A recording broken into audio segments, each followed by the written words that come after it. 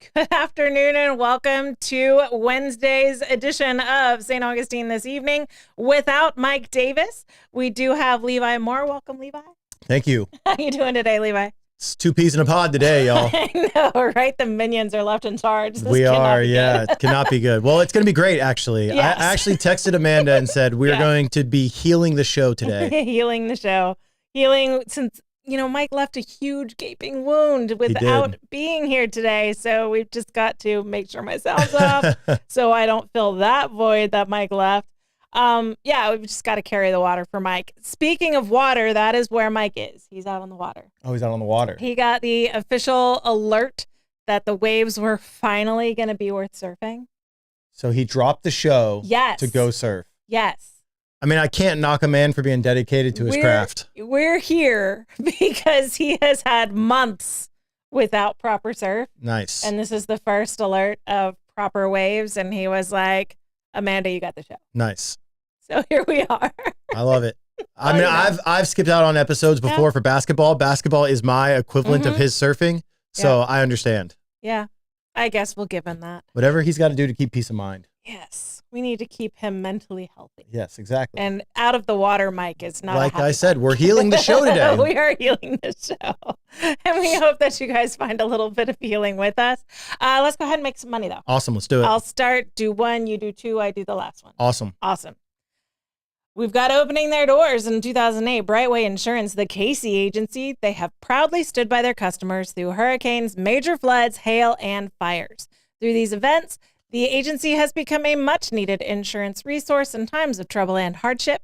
Honesty and integrity are the pillars of our core values, says owner Ashley Casey. They pride themselves on being insurance experts while developing strategies that help their clients meet their insurance needs. They truly enjoy the relationships they have forged with you, St. Augustine. For all your insurance needs, Brightway Insurance, the Casey agency, they are your company. Nice. We have A to Z Roofing. A to Z offers free estimates and has been serving St. Johns County for over 20 years in the construction industry. A to Z offers painted metal roofs for saltwater area homes with warranties for up to 25 years. A to Z offers shingle roofs with warranties up to 50 years. A to Z also installs tile roofing, cedar shake shingles. I said that right. You got it. Cedar shake shingles. They tried to mess me up. I got it right. Designer roofing and flat roof coverings. Recent job photos with material descriptions can be seen at A to Z Roofing and Waterproofing.com. A to Z Roofing. Next, we got Solar Stick Inc. Established in 2006, Solar Stick is a local portable power company proudly committed to American manufacturing, constant innovation, and creating jobs right here in St. Augustine, Florida. Solar Stick's focus on providing solutions for self-sufficiency helps users all over the world complete missions and save lives. Solar Stick, changing lives, saving lives, and reviving American manufacturing. Yeah, they are. Bear Kresge and Associates. They are a full-service local CPA firm with a team of skilled professionals dedicated to providing top-level service in the areas of tax compliance, planning for businesses, individuals, estates, and trusts, audits, reviews, and other accounting services. They do business valuations, forensic analysis, and litigation support. You can reach them at 904-460-0747 or online at abearkreskecpa.com. All your tax needs, guys, get them now. How are your taxes going, Levi?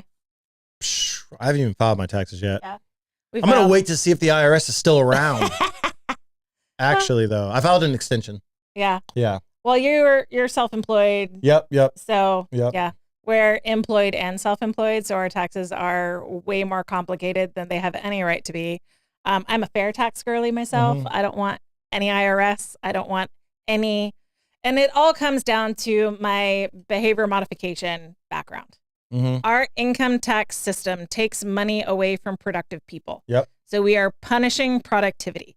In the behavior world, that is like the dog sits, you smack him on the nose, and then you expect him to sit again. Yep. Like, it's not going to happen.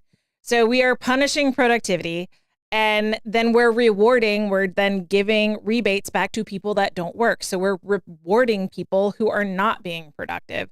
Whereas the fair tax, it removes that boot on the neck of the productive people in society, and it puts just a blanket sales tax on all new items. So brand new items get the fair tax. Once the item has had the fair tax paid on it, if you resell a used item, then it's not taxed anymore. Yep. And so what that does is the people that spend the most money on new stuff, they're typically the people that have money, have extra money to spend. Yep. I mean, I'm not building a brand new house. I'm buying a house that someone has already built, right? I'm not buying a brand new car. I'm buying a used car. I'm not in the income bracket to be able to buy everything brand new. Right. And so that house would be untaxed. That car would be untaxed. As it should used. be. Yep. And it's already, the tax has already been paid. It eliminates the IRS. Everything that you need to fill out for the fair tax fits on a postcard. They send you a rebate back to untax food and pharmaceuticals. Nice. And they do that for every legal resident of the household. And so that's what you have to fill out on the postcard. So you get it's called a prebate rather than a rebate. They give you a prebate each month to untax your food and your prescription items. Oh, nice. And so that way people that are living at or below the poverty line, they're not paying taxes on necessary items. It incentivizes thrift shops. It incentivizes used car dealerships. It incentivizes people being more responsible with their purchases and not just buying new things because they like new things, but only buying new things if you can actually afford to pay the tax on it. Should explain that to my girlfriend. It's amazing. Neil Bortz wrote 2 books on the fair tax. They're super easy to understand, and he's kind of snarky and sarcastic, so they're kind of fun to read too. I've read both of them. They're both good books. Herman Cain was a big proponent of the fair tax. That's actually how I met Herman Cain. Back in the day, Marco Rubio stood us up. But Herman Cain actually did show up, and he did a couple of talks for fair tax organizations that I was involved with. So like I have a picture of me and one of my babies under a year old with Herman Cain. Yeah. Pretty cool. That's pretty cool. Before he ran for president. When he ran for president, he did his 999 plan, which is sort of an offshoot of the fair tax. Sort of took that and evolved it so he could market it his own way. Nice. But R.I.P. Herman Cain. I miss that man. He was a good dude. Neil Bortz was a fun guy on the radio. Did you ever listen to his show? No, I didn't. I wasn't a big radio talk show guy. Yeah. Neil Bortz was local, and he retired. He handed his show over to Herman Cain. Herman Cain had that time slot until he ran for president, and then didn't go back to the radio full time after that president run. But I actually got to talk to Neil Bortz on the radio. I don't know if you remember, you're younger than me, but there was this viral video of a girl getting bit at SeaWorld at the dolphin feed Were tank. you the one that got bit? No. No, I got bit by different dolphins, not that one. But he was asking anybody that could talk to him about this viral video. And I called in, and as a recently retired dolphin trainer, I got on the radio. Nice. And so that was a fun interaction. That's with pretty Neil cool. Bortz. Yeah. Yeah, that was a fun Were situation. you sticking up for the dolphins? Well, so SeaWorld has you buy a tray of fish and you can feed the dolphins at the habitat. And of all the things that I think SeaWorld does well, I don't think that's a good interactions with animals as intelligent as dolphins. They need to have sort of an intermediary to translate properly, or else you're going to have situations like this. And you have a dolphin that is getting all the cues that they're about to be fed, but the girl's not throwing the fish. And so the dolphin's trying to get the fish because the dolphin knows that the little paper tray has the fish in it. And so the dolphin was trying to get the paper tray, but her hand was under it like this. So it bit her, and the video went viral because PETA and animal rights activists always want to tear down places like SeaWorld and zoos and aquariums. They're always trying to get animals out of captivity, which I think is short-sighted and idiotic. If it is a legitimate zoo or aquarium that is properly caring for their animals, they're actually very valuable, in my opinion. But that's why it went so viral. Because what about orcas? You think orcas should be in captivity? The only reason we give a hoot about orcas is because they're in captivity and we've built a bond with them there. If you remove, in my opinion, if you remove animals from captivity that can tolerate captivity, then we will lose that understanding of how special they are. Because before they were in captivity, all we knew them as were this nuisance organism that would come and rip up our fishing nets and steal our catch. And so there was a very negative impression, especially in coastal areas, especially with fishermen and people that make their money harvesting from the ocean with dolphins. Orcas are a dolphin, actually, not a whale. Yes, I knew that. So there was a very negative interaction between fishermen and women and dolphins and some whales. And so they would straight up harpoon them. That's why we needed the Marine Mammal Protection Act. Mm-hmm. Even if they weren't trying to harvest them for food, they were just trying to get them out of their fishing grounds. Right. And so only having them in captivity and understanding how special they are and understanding a little bit of their social structure and their cognitive abilities, that's the only thing that gave us empathy towards these animals and put in place laws to protect them so that there would no longer be this warlike retribution type behavior between us and these large predators. Yeah. That's interesting. I always watch videos. I get sucked into animal videos online, and I watch people like interacting with orcas in the wild, and it's wildly illegal and stupid dangerous. yeah. Well, I'm like when people are like paddleboarding or something, and they have their GoPro on, and orcas come up to them because they're like curious of what's going on. It's always an interesting interaction versus like the horrific ones that you see that happen in captivity. Yeah. So like, well, so you're seeing very limited interactions. Like, do orcas attack people in the wild? Because I've never seen it. Well, you're not gonna. If they do, they're much stronger than us and very capable of killing a person. So you're not going to see it. That person's not going to survive. But we see shark attacks. Like, there's like shark attack videos out there. I'm just saying, because if you go search wild orca attack videos or orca attack videos, there's not. The reason we see shark attacks is because sharks are attacking in warm waters where people spend their time in the water. Mm-hmm. We don't spend our time in orca territory very much. Enough for it to. We just don't have the close interaction to enable that to be something that's as at risk as a shark. And even with sharks, I think the average is 5 shark attacks a year. Yeah, and it's not even really like an attack. They call them attacks, but it's not an attack. It's like, hey, what is this? Let me bite and see what it is. And most of the time, they just bite and let go. I've been in the water with orcas, right? Like, there's been separations when I was in the water. I was in a habitat. They were through a gate, on the other side of a gate from me. I could interact with them. I could play, make motions with them in the habitat, but I wasn't like free swimming with them, right? I would never stay in the water with orcas. Yeah.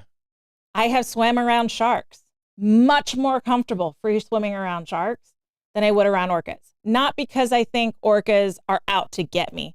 They are warm-blooded for one. Being a warm-blooded animal, they actually have an appetite drive that's not present in a cold-blooded animal. So sharks are cold-blooded. They don't need to eat that often. Yeah. Orcas need to eat constantly. Mm-hmm. They eat like 70% more food per pound than a shark does. It's insane. And so they're very, very hungry. They're very, very strong. They're very fast, and they're highly intelligent. Sharks are smart too, but they're highly intelligent and very playful. They could play with me and break me without even trying. And so I know a lot of people that have worked with the Orlando SeaWorld killer whales, orcas, killer whales, whatever you want to call them. So Tilikum is the one you're probably thinking of. That's the one that has a body count, so to speak. He was an incredibly rare exception to killer whales that have been in captivity. Mm-hmm. All right. The first one I can't speak to because that was at a habitat across the country. It was Pacific Northwest, was the first person that died as a result of Tilikum. The second one was a legitimate crazy person that hid in the park and got in the habitat after hours. Yep. The third one was a situation kind of like the girl at the feeding pool. She was giving all the cues that she was feeding, but not actually feeding the animal. So the dolphin's like, I know how to get the food. Right. So Dawn was in a situation, Dawn Branchow was the trainer. She was in a situation where she wanted to give some of the guests a closer a closer peek at some of the animals. And so what we would do as trainers at times, we would go and just do a basic easy feed in an area where people could watch us and just tell them to ask us questions. We'll answer any questions you've got. So that's what she's doing. She's doing a Q&A and she's feeding Tilikum. While she's out of fish, she gives the end of session signal to him. And then she turns around. She can't get away. So when you finish a session, whether you have an end of session signal or you just walk away, you have to walk away. It has to be the end. With a Q&A, the danger is always that you've got a crowd of people that have packed you in and now you can't get away. Right. So she couldn't get away from the wall. She needed to get away from the wall. And because she was now no longer giving him either attention or food, he got frustrated. But the thing is, he's so big. I interacted with Tilikum. Again, it was a dry land situation. I interacted with him through large windows. Part of what I was tasked to do was creatively put on costumes and like dance around and interact with him in a way. So you're making TikTok videos with him. As basically pre-TikTok. But it was one of the ways that they would give Tilikum interaction was they would have randos come in and had a box of props, and it was, how does this person creatively use these props to engage his attention? And it's a way that you can play with him without there being any sort of risk of him getting too, in your face about it and potentially there being any danger to either of you. And so I got to do that for like 20 minutes and just play with him. I mean, he's no longer living. He was just so big that it's not hard for him to cause a fatal injury. And so he's frustrated because she's not feeding and she's not walking away. He pulls her in and you have a frustrated animal. There's nothing you can do. We see that a lot with elephants too.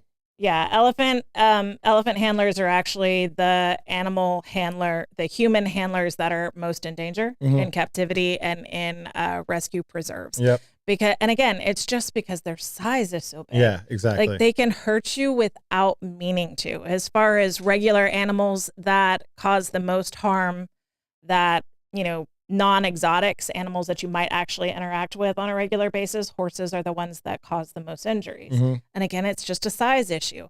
You can be on a horse on its back, it can be totally compliant. He can just stop faster than you're prepared for, and now your shoulder's out of joint and your clavicle's broken. Like they can hurt you without meaning to, or without even trying. And so I think I've told this story on air before, but I was in a situation where I was helping an animal, helping to do a vet. I was a vet tech as part of my training. Large duties. animal vet tech?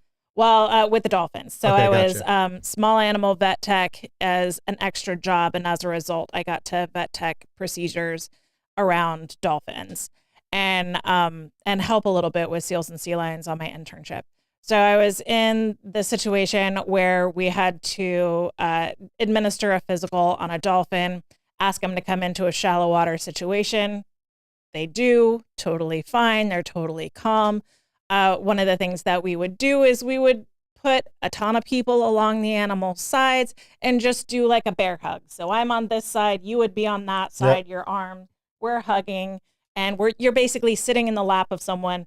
They're sitting in the lap of you. I've seen it before. Like you're in this super tight and that's just so that when the vet, who isn't usually known, that's usually a stranger, or they see it once a month, so they don't just get curious about the vet, right? So that the vet is safe and that the animal getting curious about the vet doesn't hurt themselves in one way or the other. Animal's totally calm, no struggle at all. She's just laying in our arms. We're holding on to her. We're singing Sweet Caroline. It's super chill. But this animal had a pattern that whenever she was released from a medical exam like that, she would do a tail slap, which is one way that a dolphin will show its frustration. Is they'll either breach, they'll slap their pectoral fins on their chest against the water, or they'll use their tail flukes and do that. So this particular dolphin would always do a tail slap at the end of a medical procedure. We all knew it was coming.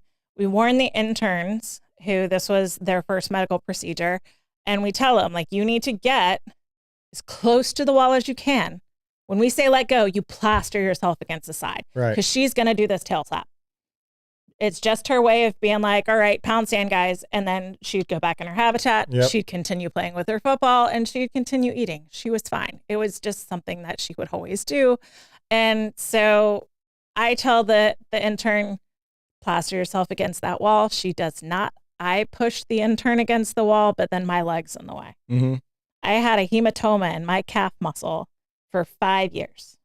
From one tail slap. From one tail slap in shallow water that she didn't she wasn't trying to do anything. Right. I had watched her do this 75, 80 times. Like it's a half-hearted tail slap that she just gives to like emphasize the end of a medical exam. And then she would just calmly swim into her habitat. So like she wasn't trying to hit me. Yeah. But she didn't have to try. Like everything from the dorsal to the tail flukes, there's a spine in there, but everything else is muscle. Right. All that density is muscle. So it takes nothing. And if she had meant it, she could have broken my leg. Easy. Yeah, that's crazy. Without even trying. The average person that like doesn't work with animals like that, they don't realize the strength and power of nature. Yeah, absolutely. And so like, do I think that Tilikum was trying to hurt Dawn? No, I don't. Do I think he was frustrated because she wasn't feeding him anymore and she was still right there with the bucket and he knew that? Yeah. And that's just the danger of it. I know people that I had met Dawn a couple of times. I know people that were very close to her. And the changes that were made as a result of that incident would have broken her heart. Yeah. She wouldn't have condoned it at all. She would never have wanted trainers to be banned from the water. That's what OSHA did after that incident. She just never would have wanted any of the ramifications of that. Tilly had a complicated history. He came to SeaWorld because he had a complicated history and they all knew that. And they were all super careful. Like I said, I interacted with these trainers numerous times. They all knew his history and they knew how serious his history was. And they really respected that. And it was a confluence of everything that could have gone wrong to annoy him on that day. And he happened to have had time to be annoyed that day. And it's tragic and it's horrible. And I just hate that everything that she cared about and everything that she worked towards was endangered because of something she knew was a possibility, but never really expected to happen to her. Yeah. Right? No trainer gets in the water with their dolphin or their whale or their sea lion, walrus, seal, whatever. No trainer gets in the water thinking this animal's never going to hurt me. Right. Or there's zero chance that this can end. I had to talk with my family. Like, you have to understand that this is what I want. I want to work in this field. This is the actual risk to it. I know that. I'm going to do it anyway. And that's just every trainer that was in the field had that talk. Yeah. And that's just, they're passionate about what they're doing in the care of these animals. But whenever you're caring for animals, there's a risk. I mean, Siegfried and Roy had that situation where they had a beautiful track record of immaculate animal care. Again, I know people that worked at the zoo that they established, and they rendered excellent care to their animals. But you have one freak situation happen, and that's what happens. And that becomes the legacy. Right. So we were talking about dolphins, and the reason dolphins are on my mind is because Elon brought the astronauts home. He did. He brought them home. I think it was 274 days or something like that they were stuck up there. Oh, we mentioned it last night. I can look it up. 200 plus. Yeah, it was 200 plus days. I think it was 260 something. It could have been 260, 264. There was an 8-day mission. Mm-hmm. They were stranded for 9 months. Yep. And nobody can figure out how to get them home except for one man. And that one man's Elon Musk. I don't think anyone else really cared to figure out how to get them home with everything that was going on. That's weird, man. Yeah. I don't like that we were trying to get other countries to, I When I they was dismantled the shuttle system without something in its place, and then NASA has to depend on the kindness of strangers in order to get Americans into space. It always sat badly with me and those poor people. It was funny. I was telling my girl, I was like explaining the story to my girlfriend, and bless her heart, she doesn't know much about space. So she was like, Bless her heart. That's a backhand. she goes, no. I'm just saying, like, she's very innocent, right? Like, Yeah. she doesn't deep dive into conspiracy theories and space history and all this. Yeah. Space exploration history. And I told her, I was like, yeah, they've been stranded up there for 9 months. She goes, they're still alive? And I was like, well, they're on the space station. Yeah. And she's like, well, how are they eating? And I'm like, well, there's food up there that all the countries use the space station, like that we're in agreement with. Yeah. And I was like explaining it to her, and she goes, could you imagine being stranded in space for 9 months and not knowing when you're coming home? Dude. Oh my goodness. That's insane. Could I you know, imagine right? what that would do to your brain? Like, I know. That's what I'm saying. everyone's telling you you're coming home, but like, do you say, like, every time you talk to your family? Like, how does that conversation Yeah. go? Is Like, every time like, okay, we got another conversation. Love you. Like, another meeting at 2 p.m. your time. bye. Yeah, I don't know. Like, hopefully I'll get to talk to you tomorrow. I mean, they were in the International Space Station. Yeah. But could have been worse. they weren't expected to stay that long. Nope. And it's not like you can go to the 7-Eleven. Yeah, not at all. There are only so many reserves. And so praise Jesus that Elon Musk's SpaceX exists and was able to bring them home. Mm-hmm. Some people mentioned in the comments, they knew where we were going with this, that dolphins did greet the SpaceX crew. It's bobbing in the ocean. You can see dolphins circling around it. That's just got to be a fluke, right? Like they just, pardon the pun, fluke. Yeah. Well, I mean, these are highly intelligent animals, and something clearly got their attention, like a pretty big splash, and they want to investigate and check it out. So that's what they did. We mentioned one of the ways they communicate is by splashing down on the water. Right. And so a splash that big, they're like, what could that be? Like, you know, a whale breach, you know, dolphin breaches. But that was a big splash. So they went and checked it out. That's pretty cool though. Did you ever read or watch the movie Hitchhiker's Guide to the Galaxy? No. So Hitchhiker's Guide to the Galaxy postulates that dolphins are not earthly terrestrial beings. Okay. Right? They postulate that aliens have always lived among us because dolphins are aliens. And in the movie, they had this like musical scene where the aliens all get called home and they like sing the song Goodbye and Thanks for All the Fish, and then they jump into the air and then they go back to outer space. So my mom and I were talking about the dolphins swimming around the capsule today, and all we could think was Hitchhiker's Guide to the Galaxy and Goodbye and Thanks for All the Fish. And they're like checking out, oh, you guys were in space. Did you guys see our mothership? Do you have a message for us? That's pretty funny. That's all I could think of. So all the Hitchhiker's Guide to the Galaxy fans out there. I think cats are closer to aliens than dolphins. I don't know. We have a lot of cat-like animals, and they're very like terrestrial. They're fit. They have a weird kind of intelligence.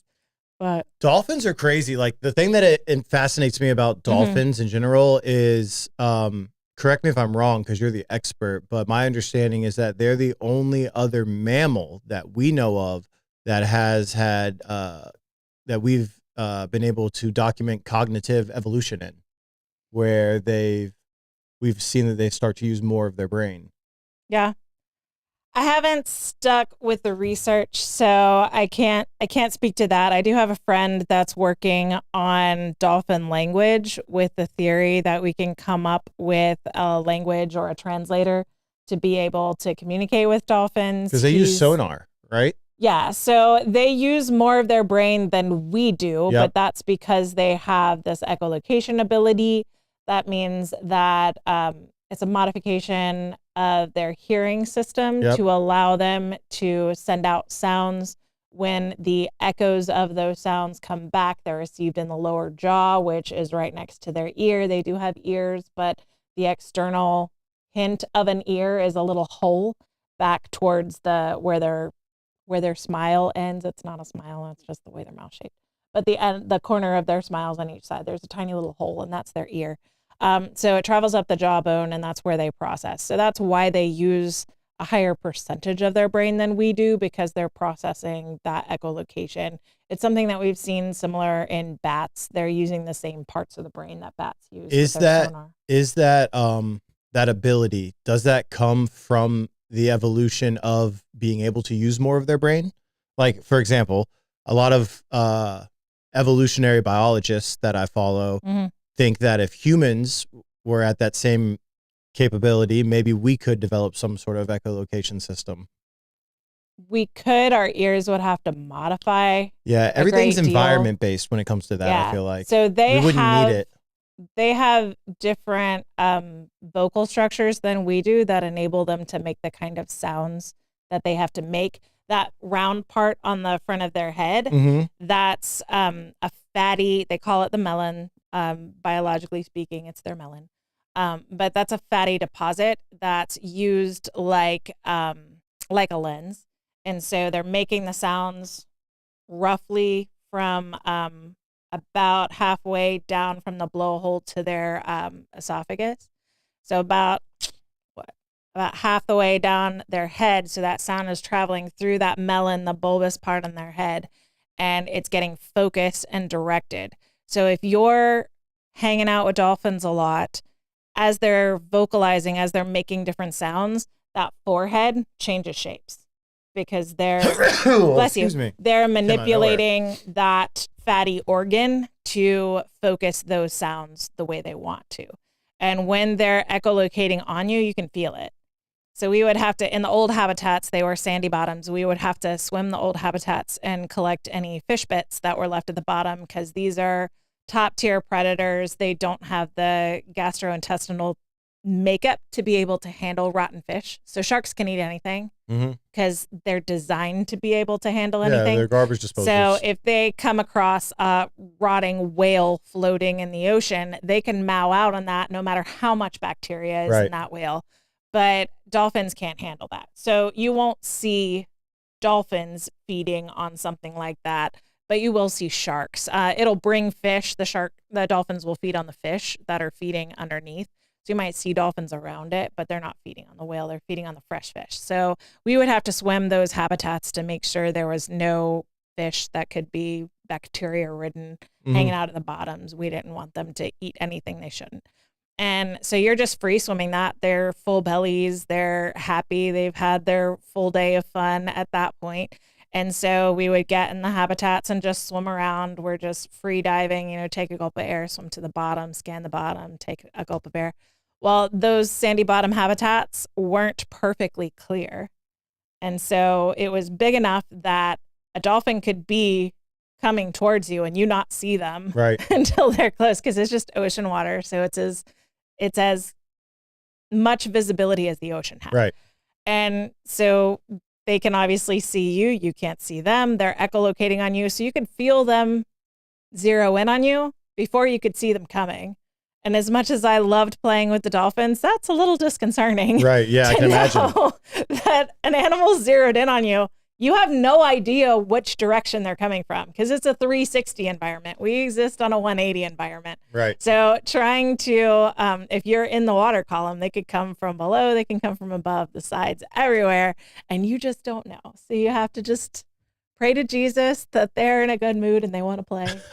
And they always were for me. They always were for my friends. There was no incident while I was working there in that case. And if they were being driven mad by being in captivity, which is something that the Cove people and the Blackfish people claim, then that was their chance to take us out, right? That was their chance to exact revenge if we were treating them badly. And they would come over for tickles and play. Yeah.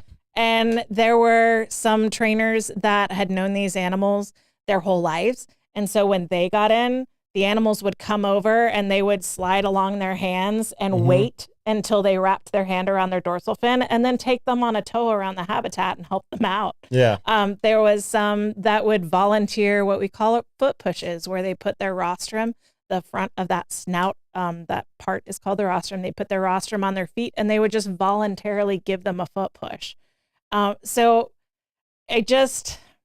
movies like The Cove and Blackfish are not my experience in the industry. They're mostly made by people that have a vendetta against it because they were fired and kicked out because they were abusive to the animals. And so they don't like the cool kids that got to hang out with the whales and dolphins that they wanted to play with because they were spotted as being abusive people. And so most of those are projection. It's mostly their bad acts that they're projecting on other people. So you see in a movie like Blackfish and you see a trainer that's got some blood on his face. Well, I was friends with a lot of those trainers and he slipped and fell on the pool deck. And it was like the animal caused this. It cut him when he hit concrete because he was running barefoot on wet concrete. He slipped and fell. He busted his head open. So yeah, he had a bloody head because that's what happens when you fall on concrete. And the Blackfish people are like, this is retribution because the animals have gone crazy because they're being tortured. And it's like, goodness. You're full of garbage. Like I know the people that were working with him that day. Like he slipped and fell. He 100% slipped and fell. You got to be careful with those documentaries, especially the ones that Netflix just lets on for without any kind of research done on the other side of the aisle whatsoever. Yeah. But, we've been on animals now for 30 minutes. We have. And that's because we don't have Mike to keep us in the present. Yeah, right? I could talk about it. Like this whole show could be about animals because I have so many questions for her. You guys have no idea. Bobby asked about Aquaman capabilities. I had no Aquaman capabilities. He could talk with his mind to animals. I had to use hand signals and I had to be trained to use the hand signals correctly. Let's see. Oh, I have a question for you. Yeah. So this is a question that is like really big in Evan's like online personality industry. Yeah. And it gets asked all the time. And I want to hear it from someone that has some knowledge. Okay. Full blown male grizzly bear. Okay. Yeah. Full blown male grizzly bear. Full blown silverback male full grown gorilla. Head to head. Who wins in a fight? Grizzly bear, pound for pound, they're equal? Yeah. No, well, no. They just have to be full grown for their. They don't have to be equal. They don't have to be the same size. Full grown grizzly bear. It shouldn't even be a question. Like the grizzly bear wins at 99% of the time. I don't agree. Oh my goodness. Do you have primate knowledge? Some. I have. Listen. I have friends that worked with primates. Can I give you the reason why? I can tell you would get torn up by a 20-pound chimpanzee. I can. Yeah, I know you would. Promise that. But listen. Let me tell you why. Okay. Because if you dive into the research, grizzly bears have steak knives for fingers, especially full-grown male grizzly bears, and they have the strongest bite of land mammals, right? And one swipe and you're toast. Yep. If gorillas fought how humans fought, I think a gorilla could take it. But gorillas don't fight like that. Gorillas like club. They don't like grab and throw and rip. They club when they fight. So like a gorilla clubbing a grizzly bear, the grizzly bear is just going to shake it off and give it one swipe and the gorilla's done. So you're assuming it's not going to like... I'm just assuming that the gorilla You're assuming it's going to fight the way it fights with other gorillas. Correct. I don't think it's going to do that because it's not going to not use its mouth. Right. Okay, that's fair. It's not going to not use its mouth. Bite. Yep. It has a larger wingspan than a bear, pound for pound. And so a gorilla also has sharp and pointy things upon its body. It does. So if it grabs a hold, and it has more jumping capability, so it can grab a hold with that superior wingspan, jump and tear with its teeth on its back. But bear's done. But no way. Tear what? I don't think a gorilla can climb up the back of a bear and tear its neck out. I don't think so. Grizzly bears and chimpanzees tear necks out. They 100% do. Yeah. I'm not doubting chimpanzees, that. Chimpanzees are the ones that we think are cute and cuddly. No. They eat bonobo monkeys alive while those bonobos are screaming. Oh, yeah. I've seen Chimp Empire. Primates are 100% ruthless. Yeah, they like coordinate hunting attacks on them. Yeah. It's wild. Yeah. They do. They like corner them and stuff. They go like high, low. They trap them. But here's the thing. Wild. Gorillas are primates that exist where they have to defend.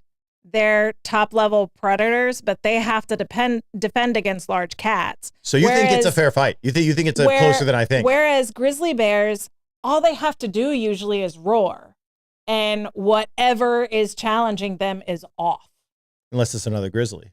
Unless it's another grizzly. And usually it's over mating. It's over mating or territory, fishing grounds, that kind of thing. So I just think gorillas they're more street than bears. So we're going with gorillas. Bears are used to being cock of the walk, like no one's going to touch a bear. I thought you were going to be on my side with this. Sorry. Oh, we need to put this in an AI simulator. What do we think about bears versus moose? Because moose are terrifying. Yeah, and moose, they're huge. People don't realize how big moose are. Huge. They're terrifying. Moose are massive. Yes, we did have another question. A question about Flipper. Flipper portrayed this like dolphin shark rivalry with the hammerhead. Great movie. Yeah. So I don't like dolphins aren't just going after sharks because it's like West Side Story, sharks versus jets. It's not that kind of situation. They usually feed at different levels in the water column. So unless the bait ball, the fish school gets too small, sharks aren't usually, again, they're cold-blooded animals, so they don't have the same kind of appetite. They fill up a lot faster than a dolphin does. So a shark's going to be satiated long before a dolphin, typically, if they're competing for the same bait ball. So they just don't have the same motivation for it. How about that video that came out, I think it was last year, where they had the drone footage. They were following a pod of orcas, and the orcas hunted that great white. Have you seen that footage? Yeah. So orcas have really great memories. Yeah. So we saw this just with our dolphins, and that we had a dolphin that had in the 70s, I think, had a negative interaction with a dude that looked very similar to you, tall, dark hair, beard. Nice. Right? He had a negative interaction with this dude when he was young. And when I knew that dolphin when he was almost 30, he did not prefer men with dark hair and beards. Like he wouldn't just like go out of his way to do anything to them, but he'd have his eyes wide when he was working with a dude that had that description. So me and that dolphin would have beef off the rip. I wouldn't recommend that to be the dolphin that you would hang out with, at least when he was younger and, sowing his wild oats and all of that. I don't know if that's changed at all. That dolphin is still alive.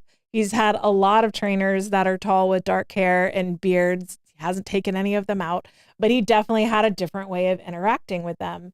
And so I see something like a pod of orcas, killer whales, whatever you want to call them, going after a great white.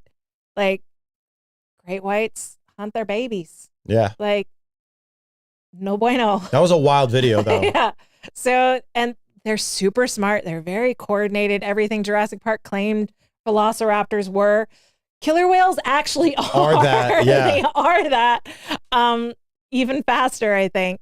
But they have noticed that if a killer whale goes into a cove, that is part of the swim pattern of a great white will abandon that cove and won't come back for a very long period of time. Interesting. Like killer whites, great whites want nothing to do with killer whales. They want to avoid them whenever you can, and I get that 100%. Yeah, I'm more terrified of whales than I am of sharks. I've swum with sharks before, never whales. Well, sharks, again, I've swam with sharks. They kind of have behavior patterns that if if they're mad and they're coming at you, say your prayers, but they have behavior patterns that you can kind of read their behavior. And if you're in a situation where there's not a ton of fishing going on, there's not a ton of chum in the water for whatever reason, they're not just attracted to blood. They're also attracted to pee and poop. So if you're swimming in the ocean, don't pee, just so you know. That's a biological signal of fear is urine. And so don't do that. Go to the bathroom, everybody. So yeah, I'm not as afraid. I'm way more afraid of barracuda. If we're talking fish. Oh, barracuda are scary. Barracuda are just stone cold. They give you no cue. They give you no like territorial, maybe you should back off. Sharks will. Mm-hmm. Barracuda won't, and they'll just rip you to pieces. And again, they don't have to be big to do it. Yeah, barracuda are crazy. Yeah. I think it's funny that Mike is currently in the ocean and all we're talking about is the dangers of the ocean. It's true. I didn't think about that, but have any sort of aquatic nature encounter that we're foreshadowing. We know nothing. Let's see. I think grizzly bear because of claws. So Bobby's on your side. Kenny's on your side. Mm-hmm. I'm telling you, a gorilla wouldn't stand a chance against a grizzly bear. I've got one bite from a grizzly would kill a gorilla. So everyone's backing you, man. Yeah, I agree. This has been an ongoing thing online on Twitter for a long time. I convinced Kathy. She said attacking from the back, gorilla would win. Like all a gorilla has to do is juke and get on the back of the bear. Yeah, that's all the gorilla has to do. I just look at gorillas' movement patterns, and I don't think that happens. I think you're seeing a poor representation of gorillas' movement capabilities. Are sharks actually attracted to shiny objects? Barracuda are. Barracuda and sharks are interested in shiny objects. Does that mean they're going to bite things shiny? I can tell you I've worn silver bathing suits with silver jewelry and a giant shiny silver scuba tank and a clear mask that shined just like the side of a silver side fish and swam right up to a barracuda and took a picture with a flash, and it did not attack me. It scared the poop out of me because my mask was fogged up and I didn't know what it was. I was just trying to get a picture of the big fish in my peripherals. And so I swam right up to the stupid thing, took the picture, and then tilted my mask to the one spot that wasn't foggy and realized it was like a 4-foot barracuda. That's sketchy. And it started to turn towards me. And I was at a shallow reef. I was towards the end of the dive. Almost everybody was up. I'm always the last on a dive. So almost everybody was up. And it was a very strong current where we were. And I was having a fight against the current the whole dive. To try and stay in one place would exhaust you on this particular part of the reef. And so I just stopped kicking and let the current take me away. Nope, not staying anywhere near this flipping barracuda. I did wear a lot of silver jewelry swimming with sharks as well. And they, it catches their eye because fish are frequently shiny and they catch the sun as they flit about in the ocean. And so that's why it catches their attention. It's not like the red towel with a bull in bullfights that we see. Also, it's not attracted to the red. It's just attracted to the movement. Yeah, exactly. But that. It's just a movement trigger for them, and it catches their attention. They might want to interact with Chat's them. They're more interactive with animals than they are politics. Sometimes you need a break. If you see dolphins, that does not mean that sharks are nowhere nearby. That's not what that means. If you see a bunch of dolphins like circling around and hanging out in a spot, they're probably feeding on a bait ball. That probably means that there's sharks underneath that bait ball. Okay, I have a question about dolphins. Okay. Where did they pass the pufferfish around to like get high from them? That's a hypothesis from I've seen videos from Australia. I've seen videos. I've seen pictures and I've seen videos. It wouldn't surprise me because bottlenose dolphins, I think is it Australia or the Bahamas that they've been caught doing that? Might be both. They like slap the pufferfish, make it puff up. I've watched the whole videos, and then they grab it with both fins, and they go like this. They suck on it, and then they toss it to the next one. Or are they just playing with a ball? They might be playing with a ball. I don't know. Because our dolphins would play with balls constantly. And behavior modification, animal husbandry experts will tell you to limit toys so that they don't lose their value, right? So if you constantly have the same toy in front of you, the idea is you'll get bored with it and you won't want to play with it anymore. It'll lose its reinforcing value. And so you're supposed to play with give them a toy to play with, take it away from them before they stop playing with it on their own. And that way they're excited to see it every time you offer it. That's the idea in behavior. I've been handling my dogs all wrong. That's the idea in the animal care world. If you're in cognitive sciences and all that, it's the same idea with kids. In that if you rotate the toys, if they don't have access to every single toy they own, you kind of categorize a couple of different categories and you rotate them through. then you won't have just a room of ignored, forgotten toys that are boring now, because whenever they see it, it's new and it's interesting and it's exciting to see it again. That's the whole idea. That said, our dolphins at Marineland loved basketballs and footballs. Really?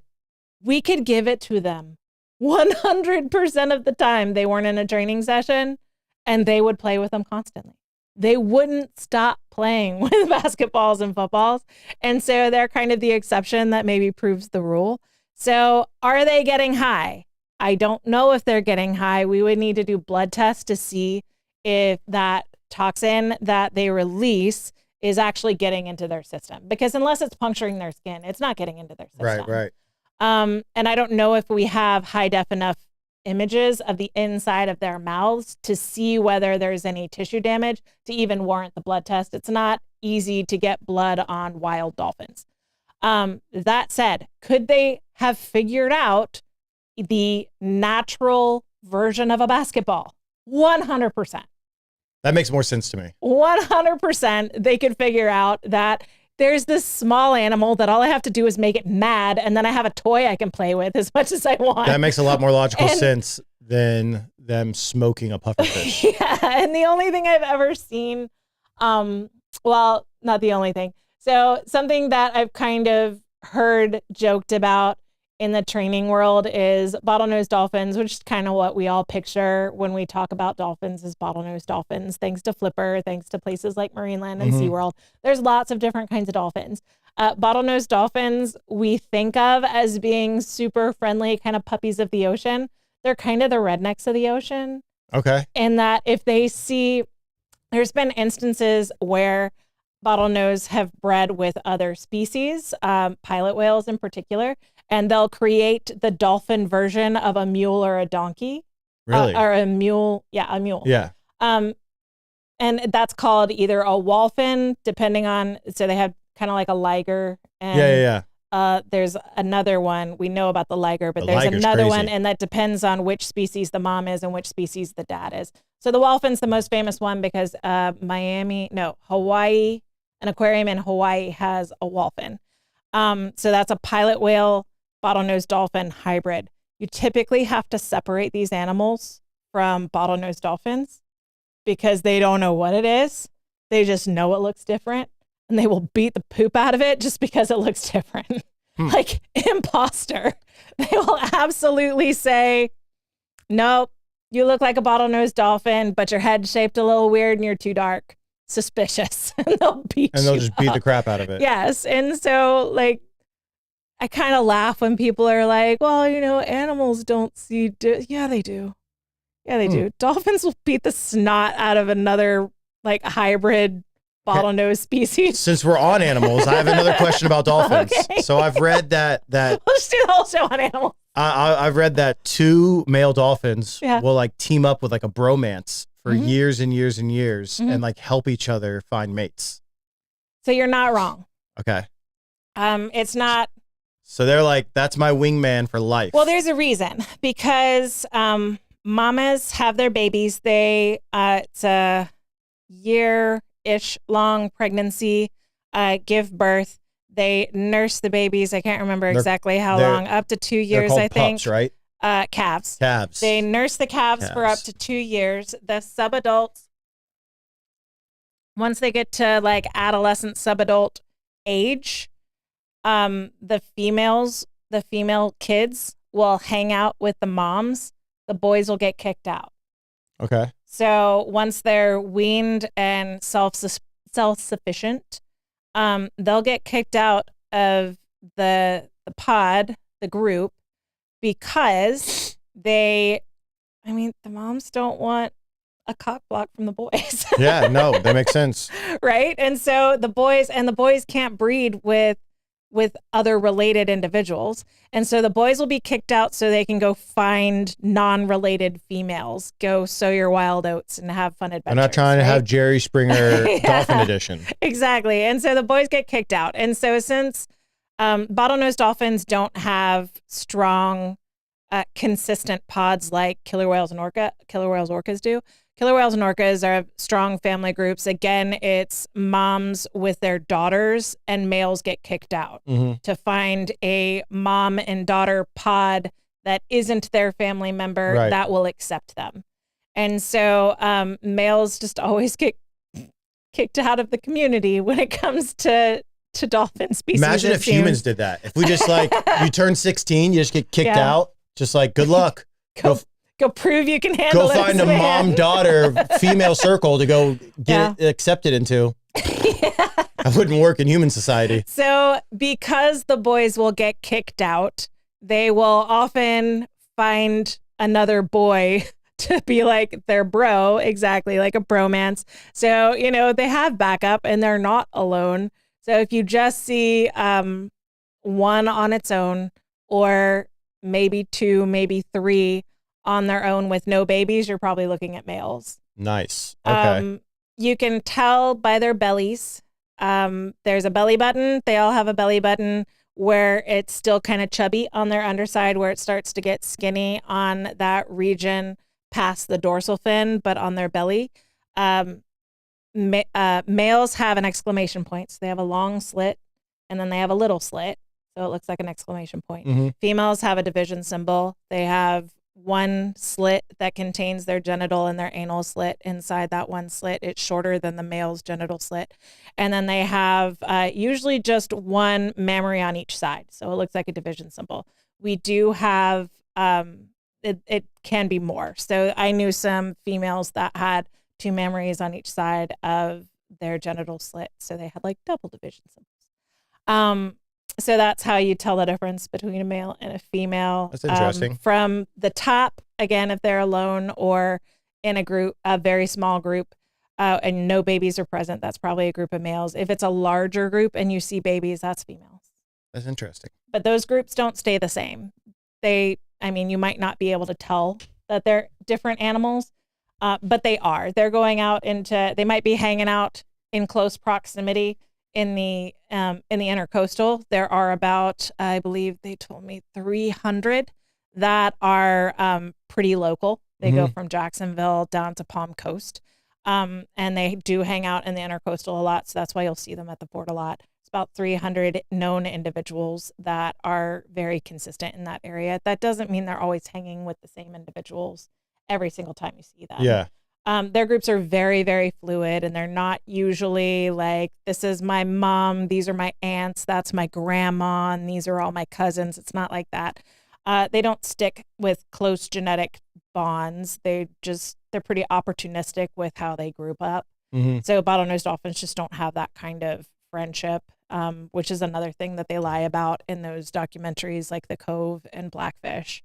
The Marine Mammal Protection Act, most Western countries, most developed countries signed on to the Marine Mammal Protection Act. So the dry fisheries that capture dolphins still to this day in Japan, those dolphins aren't going anywhere that you would go to a zoo or aquarium. The reason we know that is because the U.S. government under the USDA knows every single individual marine mammal that's in captivity in the United States, and they get annual reports about their health every year. And they do pop-up inspections on every facility that has a marine mammal. And so there was always the opportunity for a USDA inspector to just walk through our kitchen. And so you stay inspection ready every single moment of every single day, because you're checking those freezer logs to make sure everything's good because of the health of the animals, but also because you don't want to get dinged by the USDA, right? There's that level of accountability. And so the idea that there are animals that were caught in the past 40 years from the wild and abused and then dumped in habitats in the United States, that's just not true. And you can check to see which countries have signed on to the Marine Mammal Protection Act. There are about 30 last I checked. None of those countries, facilities in those countries, have any of the animals that are caught in those dry fisheries that they tell you about in the movie The Cove. They're straight up lying to you. All of the facilities that have dolphins caught in those dry fisheries, almost all of them are in Asia. I believe there's some in Africa, some in South America.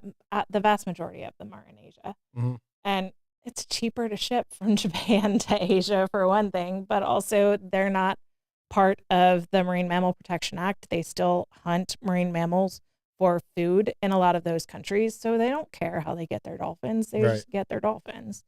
So just dispelling some of those rumors. The Cove and Blackfish are complete fiction. Like I said, they take footage completely out of context. I've never watched either one of those because I've heard bad things about them. So I never watched a lot of the videos on TikTok and Instagram decrying care of animals in captivity are taking talking points from those movies. Right, that makes sense. Packaging them because it's an easy thing to get lots of likes and lots of interaction on. Yep. It's rage bait of a different form, and so they're just not accurate in their claims. I wrote down, and I think it's still on my hard drive, I think it was 30 inaccuracies that I spotted just from watching clips of Blackfish. So it's pretty wild. Yeah, CNN proves itself being fake news because they constantly play those documentaries on a loop. Yeah. Or at least they did for a while. It's crazy. All right. Can you imagine a narwhal dolphin hybrid? Narwhals are very, very, they're a very sensitive species. That's why there aren't any in animal care, because they immediately go in a shock. Like they go in a shock over any kind of change in their environment. I think dolphins are way too hardcore. Like a dolphin trying to engage in coitus with a narwhal might send it into shock. Oh my word. If you ever need it, remember to tell him, be glad he's not a dolphin. Yeah, dolphins, they're interesting. Yeah. Well, that's our show about dolphins, guys. No, sorry, I didn't mean to do that. We actually had topics. We did have topics that we threw together. Full disclosure, we threw them together like 5 minutes before the show, and neither of us had any extensive knowledge on it. We had 6, and I had sources, and we were going to talk about headlines, and instead we went off on a tangent on dolphins. I can talk about dolphins forever because I love them, and they're funny, and they're fun. They're kind of crazy, kind of like me. You know, little fun, little dangerous. Why not?